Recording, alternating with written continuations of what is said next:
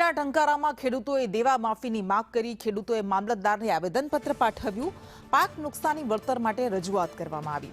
પાક વીમા યોજના ફરી શરૂ કરવા માટે રજૂઆત કરવામાં આવી છે। ટેકાના ભાવે 300 મણ મગફળી ખરીદવાની માંગ કરાઈ છે। તો મોરબીના ટંકારા તાલુકાના ખેડૂતો મામલતદાર કચેરીએ પહોંચ્યા અને તેમણે વળતર દેવા માફી પાક વીમા યોજના ફરી શરૂ કરવાની માંગ સાથે આવેદનપત્ર આપ્યું।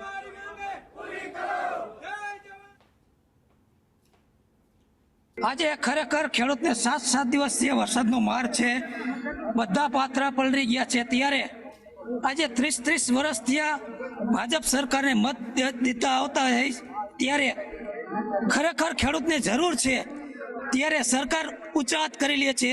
આમ ન ચાલે। અત્યારે ખરેખર ખેડૂતને બહાર આવવું પડે।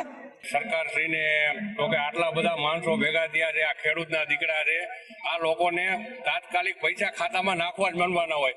આમાં કોકની ઘરે લગ્ન હોય, પ્રસંગ હોય, આ લોકો બિચારા ભેગું કરીને 5 મહિનાથી મહેનત કરતા હતા, એનો 1 રૂપિયો વાંહે વધે એમ નથી। તોય સરકારને ઓલું દેવા જવું કે આમાં સર્વે કરવાનું, ફલાણું કરવાનું, એના કરતા સરકારને આમાં પેકેજ જાહેર જ કરવું દેવું પડે ને। વહેલી તકે સરકાર પેકેજ જાહેર કરે એવી મુખ્યમંત્રી વડાપ્રધાન નરેન્દ્રભાઈ મોદીને બધાને અમારે નમ્ર અપીલ કે અરજી કહેવાય છે। આ કમોસમી વરસાદ થવાથી ખેડૂતની હાલત બહુ કફોડી થઈ ગઈ છે।